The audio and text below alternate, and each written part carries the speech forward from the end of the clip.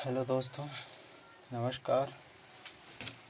मैं हूँ Jitendra Prajapati, Neha coaching classes बामनगांव, जिसमें हम बात करने वाले थे। इससे पहले हम बात कर चुके थे सर्वनाम के बारे में। सर्वनाम मुख्यतः बताए थे मैंने आपको कि 6 प्रकार के होते हैं, जिनमें से प्रथम स्थान पर अपन पुरुषवाचक सर्वनाम के बारे में पढ़ चुके थे। अब आज हम डिटेल से बात करने वाले हैं सर्वनाम के सेकंड भाग, यानी कि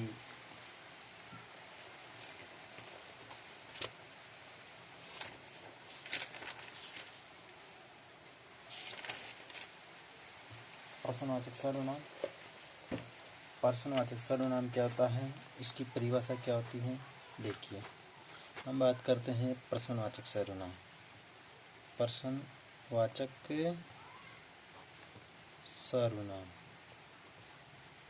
इसकी हम बात करने वाले हैं, इसकी हम चर्चा करते हैं कि प्रश्नवाचक सर्वनाम क्या होता है। अब प्रश्नवाचक सर्वनाम की परिभाषा देखिए, इसमें बहुत सीधा है, बहुत सरल है। यानी कि प्रश्नवाचक सर्वनाम में मुख्यतः इस चीज़ का ध्यान रखना है अपन को कि कोई भी प्रश्न आए या कोई भी पंक्ति आए तो उसमें यदि आपको कौन, किससे और क्या, ऐसे अगर शब्द दिखाई दे देते हैं, उन पे यदि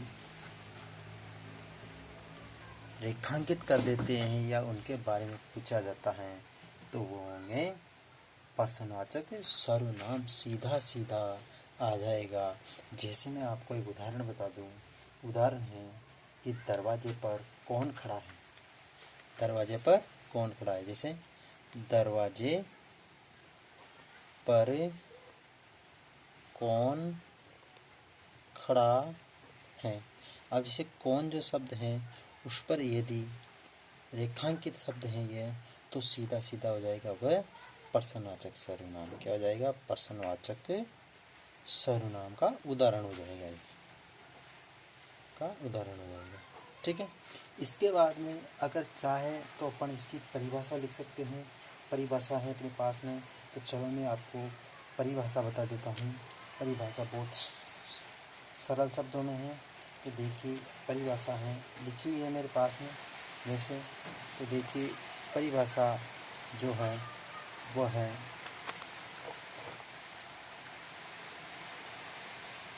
देखिए परिभाषा है,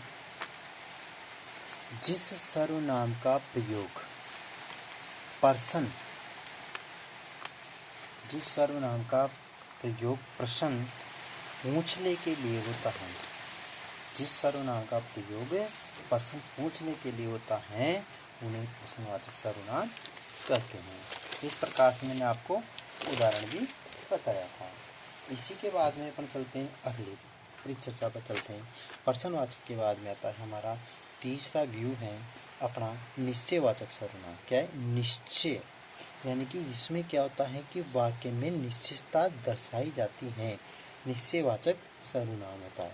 निश्चयवाचक सर्वनाम है, इसकी परिभाषा में बता दूँ आपको, लिख दूँ तो देखिए निश्चयवाचक परिभाषा सर्वनाम की परिभाषा में लिखता हूँ कि वह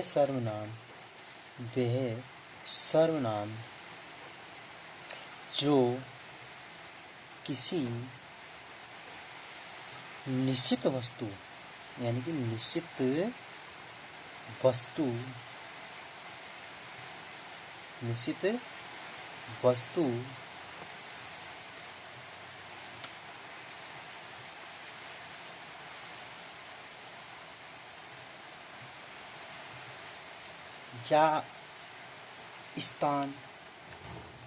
या स्थान व्यक्ति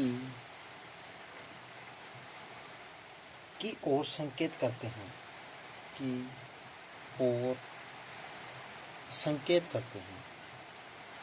संकेत करते हैं। जैसे उदाहरण में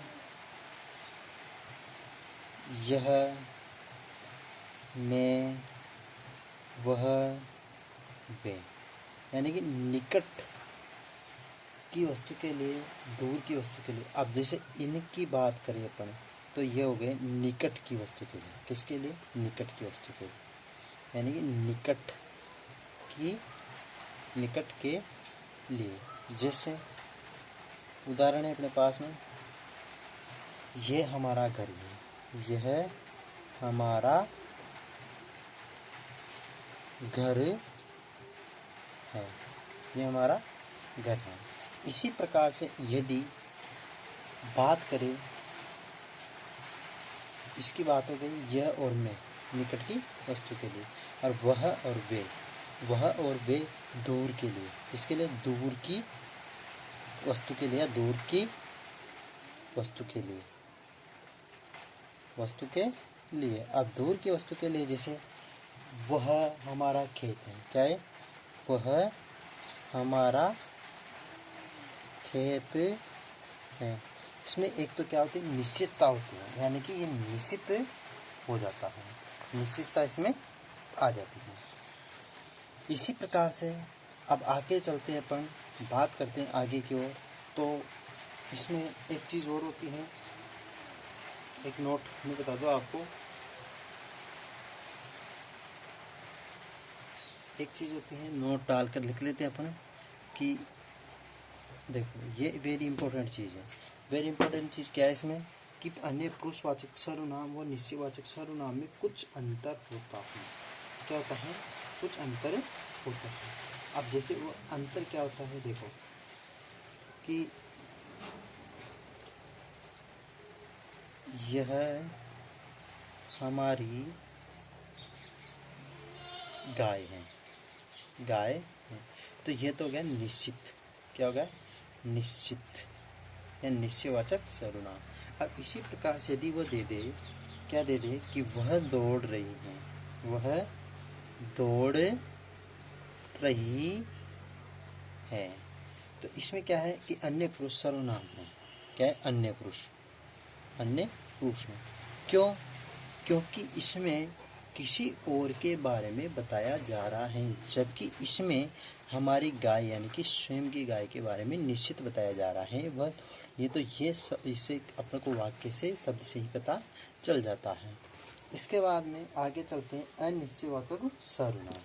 किसकी बात करते हैं? 4th नंबर पे अनिश्चयवाचक सर्वनाम। 4th नंबर पे हम बात करेंगे अनिश्चयवाचक सर्वनाम। अनिश्चयवाचक सर्वनाम, अनिश्चयवाचक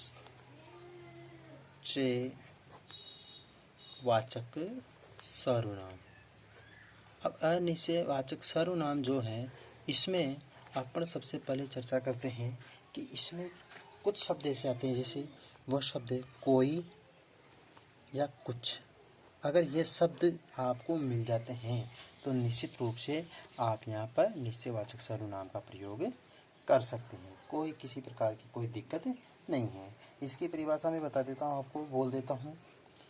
देखो, जिन सर्वनाम में किसी ऐसे व्यक्ति या पदार्थ का, जिन सर्वनाम में किसी ऐसे व्यक्ति या पदार्थ का बोध होता हो जिसके विषय में निश्चित सूचना नहीं मिलती है। क्या नहीं मिलती है? निश्चित सूचना नहीं मिलती है, उसे अनिश्चयवाचक सर्वनाम कहते हैं।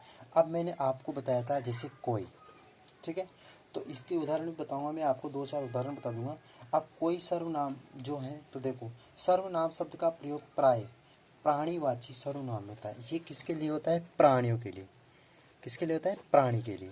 जबकि कुछ होता है, कुछ सर्वनाम का प्रयोग होता है वस्तु के लिए। किसके लिए होता है? वस्तु के लिए। इन चीज़ों का ध्यान रखना थोड़ा सा, ठीक है। तो मैं आपको अब कुछ उदाहरण बता देता हूँ। क्या है? कुछ उदाहरण आपको बता देता हूँ। उदाहरण है, देखिए बहुत अच्छे हैं। जैसे कोई उसे बुला रहा है। अब पता नहीं है कि कौन बुला रहा है उसको, निश्चित नहीं है कौन बुला रहा है। ठीक है।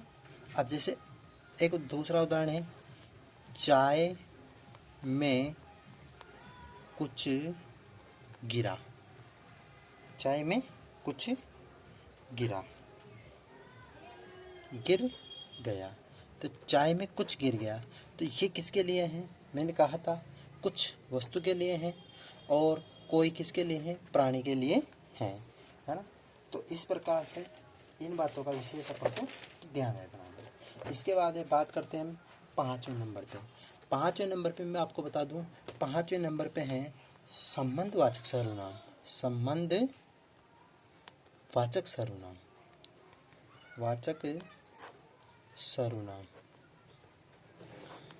बहुत सीधे हैं, आपको क्यों ही याद हो जाएंगे। तो संबंधवाचक सर्वनाम की अपन बात करते हैं तो संबंधवाचक सर्वनाम में है, सबसे पहले है मैं आपको परिभाषा बता देता हूँ। तो परिभाषा सीधी सीधी प्रकट हो रही है, अपन को पता है कि जिनमें संबंध हो, जिनमें क्या हो? संबंधता दर्शा देती हो, वो संबंधवाचक सर्वनाम कहलाते हैं। जब तक सर्वनाम का संबंध दूसरे सर्वनाम के साथ प्रकट होता है, यानी कि एक सर्वनाम का संबंध दूसरे सर्वनाम के साथ में प्रकट होता है, संबंधवाचक सर्वनाम कहलाता है। इस बात का आप ध्यान रखना विशेष तौर से। और इसके बाद में आगे की ओर चलते हैं, अपन आगे की ओर बढ़ते हैं। तो देखिएगा, मैं आपको बता दूं, थोड़ा सा मिस्टेक कर रहा है, इसको मैं सही कर लेता हूँ, है ना। इसको बिल्कुल इस पे ले आता हूँ मैं, कुछ मोबाइल थोड़ी हलचल हो रही इसमें। ठीक है, हो जाएगा। ठीक है, तो इसके बाद में चलते हैं अपन, यानी कि अब जैसे इसमें कुछ उदाहरण हैं, जैसे मैं आपको उदाहरण बता दूँ, इधर बता देता हूँ। यहाँ पर जैसे इनका संबंध होता है, जैसे जो के साथ में सो होता है। ठीक है, इसके साथ में जब के साथ में तब होता है। ठीक है, इनका ये संबंध होता है, शब्दों में वाक्यों में संबंध होता है। ठीक है, इसके बाद में चलते हैं अपन, जैसे जिसकी उसकी, जिसकी और उसकी, इनका संबंध होता है। अब मैं संबंध के बारे में आपको बता दूं। देखो, एक उदाहरण देखते हैं अपन कि उदाहरण है बहुत अच्छा, जो करेगा सो भरेगा। जो करेगा सो भरेगा, देखो कितना अच्छा उदाहरण है। जो और सो, इनका संबंध एक नहीं है। इसी प्रकार से एक दूसरा उदाहरण और है, जिसकी लाठी उसकी भैंस। जिसकी लाठी उसकी भैंस, उसकी भैंस। ठीक है, ये भी अच्छा उदाहरण है, जिसकी उसकी, मैंने भी आपको बताया है। इसके बाद में अगला टॉपिक है, अब अगली बार है अपना निजवाचक सर्वनाम। बहुत हैं। अब 6ठे नंबर पे लास्ट का सर्वनाम है, वो है निजवाचक। निजवाचक सर्वनाम, निजवाचक सर्वनाम। ठीक है, अब इसके बाद में अपन बात करते हैं निजवाचक सर्वनाम की। तो इसकी क्या है कि परिभाषा भी अपन लिख सकते हैं, या इसमें निजवाचक में यानी कि स्वयं के लिए, किसके लिए? खुद या स्वयं के लिए, खुद या स्वयं के लिए जिन सर्वनामों का प्रयोग किया जाता है वो कहलाते हैं, क्या कहलाते हैं? निजवाचक सर्वनाम कहलाते हैं। तो इसकी परिभाषा है, मैं आपको परिभाषा बता दूं कि जब वक्ता स्वयं के लिए पुनः जिस सर्वनाम का प्रयोग करता है उन्हें निजवाचक सर्वनाम कहते हैं। जैसे उदाहरण के तौर पर देखते हैं अपन, उदाहरण है कि जैसे मैं अपना कार्य स्वयं करता हूँ।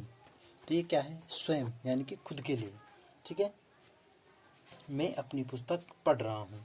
दूसरा उदाहरण है इसमें, दूसरा देखिए, मैं अपनी पुस्तक पढ़ रहा हूँ।